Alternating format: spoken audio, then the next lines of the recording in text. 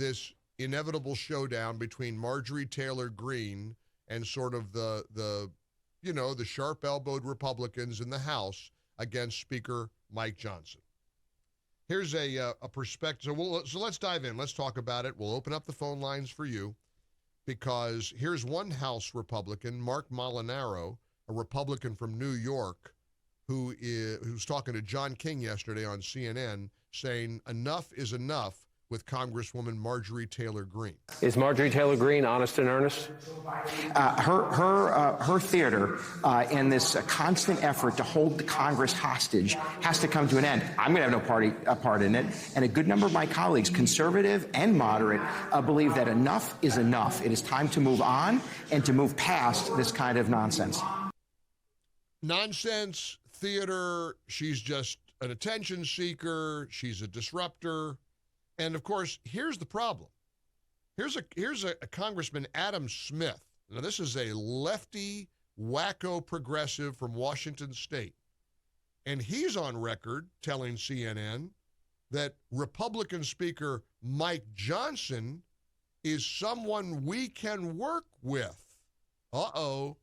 Red flag, anyone? Look, I am not under any illusion as a Democrat that I'm going to love the Republican Speaker of the House. All I ask is for someone that we can work with. And Mike Johnson he's kept the government open. He allowed us to pass the appropriations bill, so that process would go through a normal process. And now he's allowed us to have a vote on this incredibly important supplemental. And I think that, it shows that he is someone we can work with, all right, in a respectable way. So it's not an endorsement of everything that Mike Johnson... Danger, danger, dive, dive, dive. So you got a goofy lefty in the House saying Mike Johnson is someone we can work with? Well, that's why Marjorie Taylor Green and Thomas Massie says he has to go. They say he has to go because they're real suspicious and real cynical. Is Mike Johnson uniparty? Is he playing footsie with the Democrats under the table? What's going on here? So I'll get the ball rolling. I don't know why I'm doing this to myself. Well, because I'm respecting the will of the audience. 65 to 45, you want to talk about this. It is a terrible idea to try to oust the Speaker of the House a few months before this important, essential election. You want to futz around with the House leadership? You do it after the election.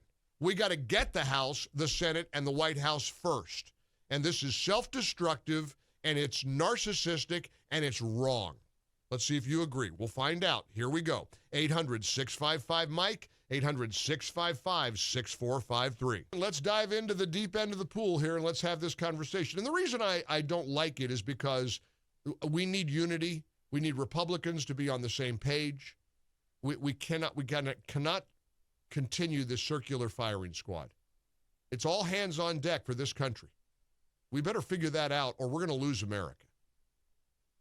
Section 702 of FISA, which is the Foreign Intelligence Surveillance Act, enables the U.S. government to operate large-scale electronic surveillance programs. Mike Johnson, the Speaker of the House, was always against it until he became Speaker. And then he reversed his position. And he has voted for these expanded surveillance capabilities. President Trump, if you want to know where he stands, he, of course, is against this entirely, pointing out it was illegally used against me and many others. They spied on my campaign. He is absolutely right. Listen, I will start by agreeing that I'm enormously disappointed in any Republican who would support Section 702 of FISA. But now is not the time to blow up the House of Representatives.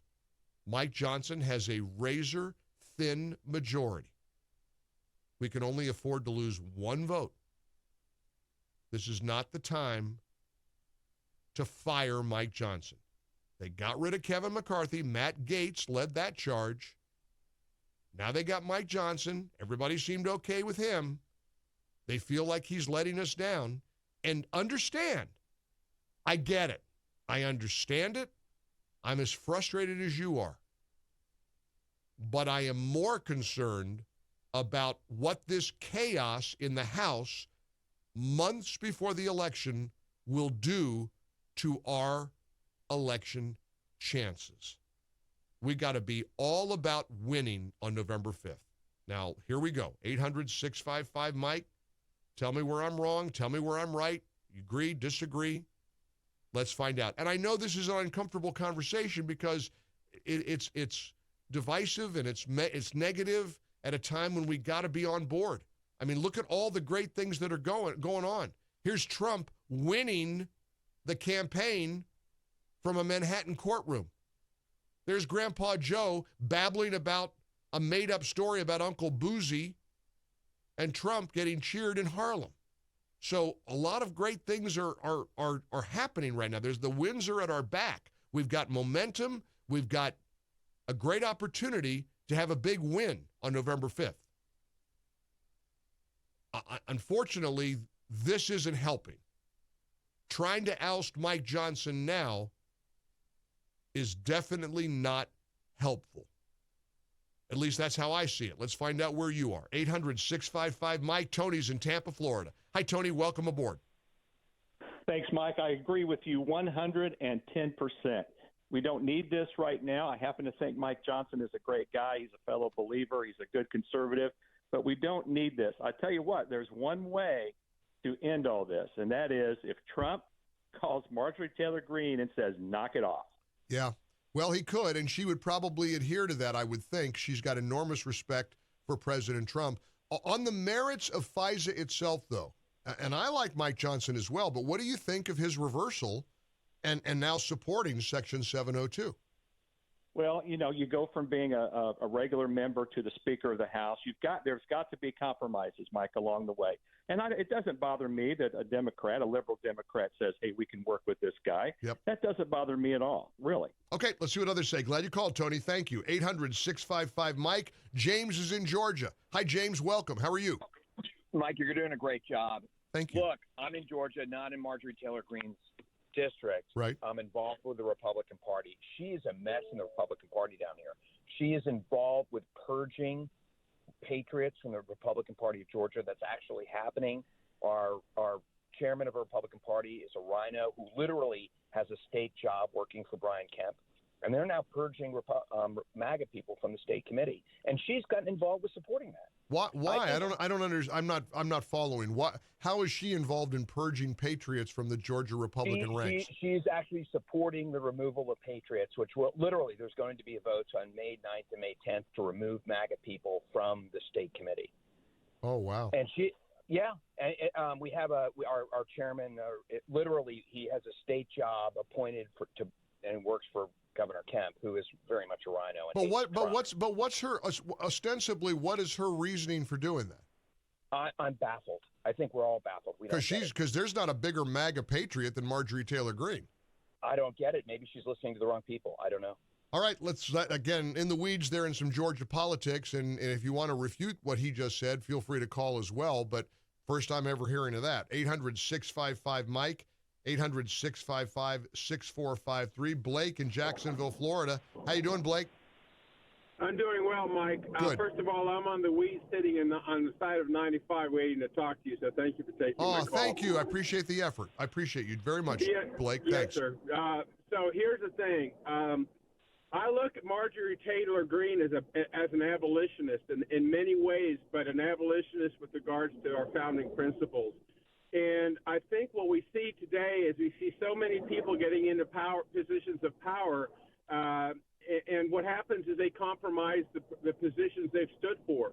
And the reality is that the positions that they stand for are congruent with the Constitution and stand against the left and stand against the attack on our country. So what I'm hoping will happen with this is I'm hoping that our speaker will get the message and get back to defending and advocating for our Constitution and the principles that have created this great country that we have. Sure. I get the point. It's a very good point, but I also think there's a pragmatism that has got to go into everything we do between now and November the 5th.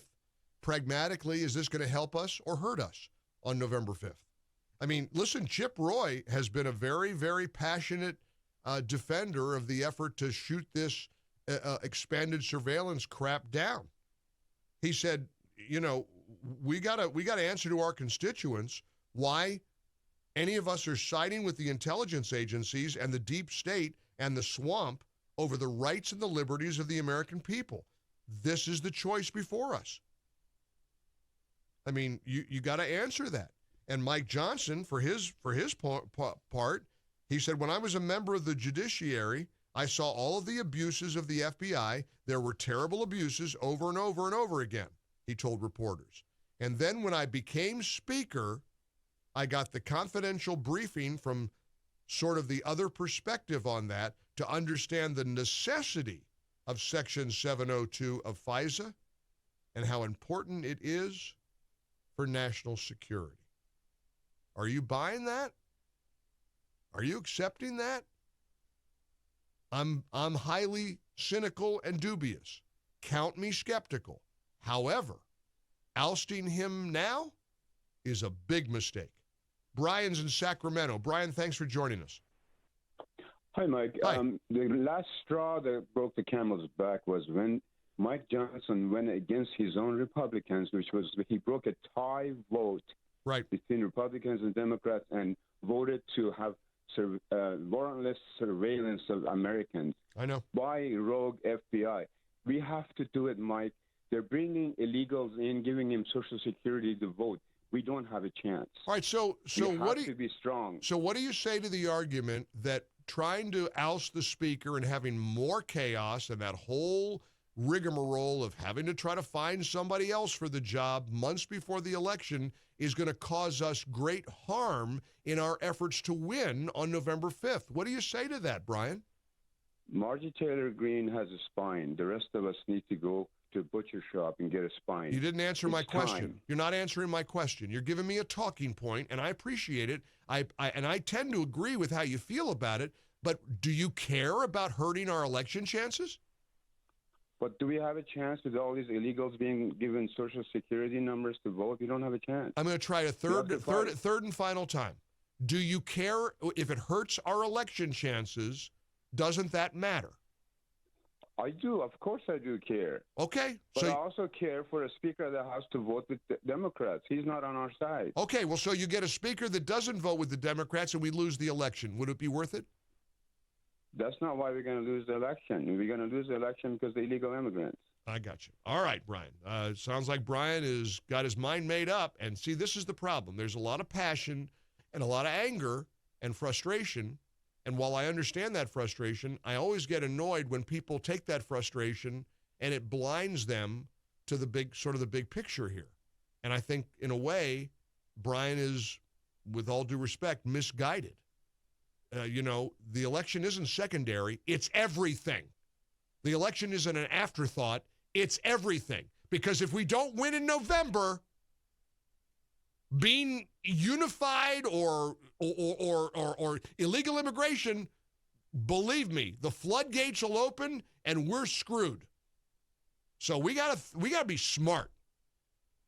And I don't think that, frankly, the reaction, the instinct to side with the effort to oust Mike Johnson is particularly smart.